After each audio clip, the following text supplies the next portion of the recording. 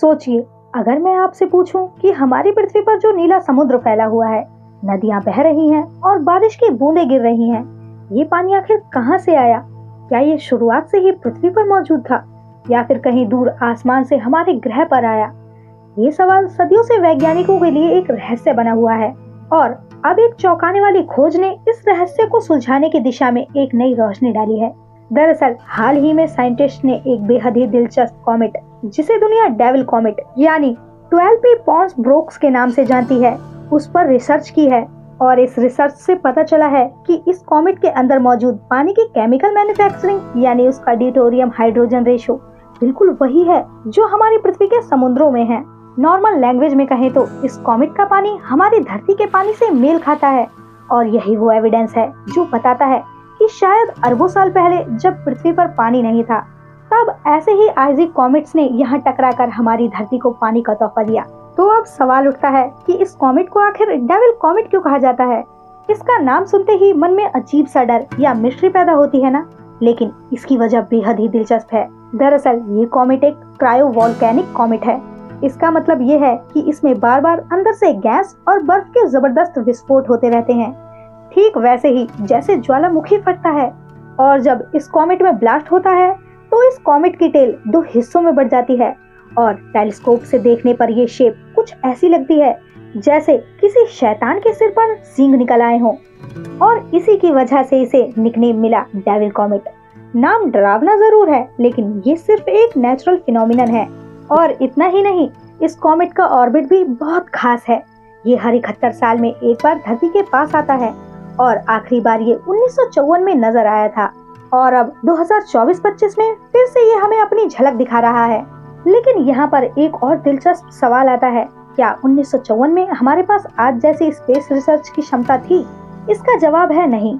उस समय इंसान के पास सिर्फ ग्राउंड बेस्ड टेलीस्कोप थे, यानी जमीन पर लगे बड़े बड़े ऑप्टिकल टेलीस्कोप से ही एस्ट्रोनॉमर्स आसमान देखते थे। उस समय स्पेस प्रोब्स, सैटेलाइट या जेम्स वेब जैसे हाई टेक टेलीस्कोप नहीं थे। स्पेस में असली साइंटिफिक एक्सप्लोरेशन की शुरुआत तो 1960 के बाद हुई, जब इंसान ने पहला सैटेलाइट और प्रोब लॉन्च किया। 1954 में हम सिर्फ आसमान को दूरबीन से देख सकते थे और ये नोट कर सकते थे कि डेविल कॉमेट अपनी ऑर्बिट में वापस आया है। लेकिन इसकी केमिकल कॉम्पोजिशन, इसके अंदर का पानी या फिर इसकी क्रोवोल्केनिक एक्टिविटी के बारे में डिटेल्ड जानकारी हमें तब नहीं मिल सकती थी। अब अगर बात करें इसकी खोज की शुरुआत की, तो डेविल कॉमेट कोई नया मेहमान नहीं है। इसे पहली बार 1812 में France astronomer Jean Louis Pons ने देखा था और फिर बाद में 1983 में विलियम ब्रोक्स ने इसे फिर से रीडिस्कवर किया और तभी इसे नाम मिला 12P पॉन्स ब्रोक्स।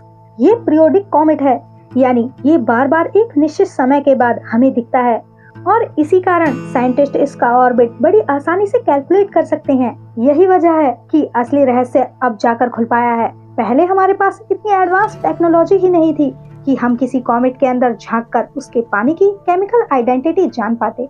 लेकिन आज जेम्स वेब जैसे पावरफुल टेलीस्कोप और मॉडर्न इंस्ट्रूमेंट्स की मदद से साइंटिस्ट ने डेविल कॉमेट का पानी डिटेल में स्टडी किया। और खास बात यह है कि ये कॉमेट अभी अपने ऑर्बिट में वापस आया है और अर्थ के पास से गुजर रहा है, यानी हमें इसे ऑब्जर्व करने का परफेक्ट मौका मिला। इसी वजह से आज साइंटिस्ट कॉन्फिडेंटली कह पा रहे हैं कि हमारी धरती पर मौजूद पानी शायद किसी ऐसे ही आइज़िक कॉमेट से आया हो। तो अब हम यहाँ पर कई सवालों का जवाब पा चुके हैं। सबसे पहला सवाल, पानी कहाँ से आया? अब स्ट्रॉन्ग एविडेंस है कि आइज़िक कॉमेट जैसे 12P पॉन्स ब्रोक्स ने ही पृथ्वी पर पानी पहुँचाया। दूसरा सवाल, इसे डेविल कॉमेट क्यों कहते हैं? क्योंकि इसके ब्लास्ट से बनी शेप किसी डेविल के हॉर्न्स जैसी लगती है। तीसरा सवाल, क्या 1954 में हम डिटेल डिस्कवरी कर सकते थे? जवाब है नहीं। उस समय सिर्फ टेलीस्कोप से बेसिक ऑब्जर्वेशन होता था। असली रिसर्च तो 1960 के बाद शुरू हुई। चौथा सवाल, ये कॉमेट कब खोजा गया था?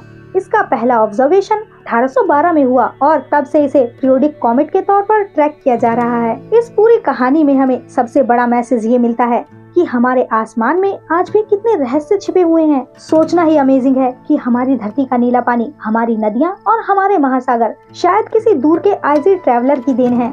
अगर ऐसे कॉमेट्स कभी पृथ्वी से टकराए न होते, तो शायद आज ये ग्रह सिर्फ एक सूखी बंजर चट्टान होता। जहाँ पर जीवन का कोई नामो निशान न होता। जेम्स वेब जैसे मॉडर्न टेलीस्कोप्स ने हमें ये ताकत दी है कि हम सिर्फ आसमान देख नहीं रहे बल्कि उसके मॉलिक्यूलर सीक्रेट्स तक जान पा रहे हैं। और डेविल कॉमेट की ये डिस्कवरी हमें रिमाइंड कराता है कि यूनिवर्स अब भी सरप्राइज से भरा हुआ है। अब जरा इमेजिन कीजिए, अगर एक छोटा सा कॉमेट हमारी पूरी पृथ्वी को ओशन गिफ्ट कर सकता है, तो बाकी बिलियंस ऑफ कॉमेट्स और एस्टेरॉइड्स हमारे सोलर सिस्टम और यूनिवर्स में कितने रहस्य छुपाए बैठे हैं। यही तो वो क्यूरियोसिटी है जो इंसान को आसमान की तरफ देखकर सोचने पर मजबूर करती है कि हम अकेले नहीं बल्कि एक बहुत बड़े कॉस्मिक स्टोरी का हिस्सा हैं। तो दोस्तों, ये था डेविल कॉमेट और हमारी अर्थ के पानी से जुड़ा वो रहस्य जो आज भी दिमाग को हिला कर रख देता है।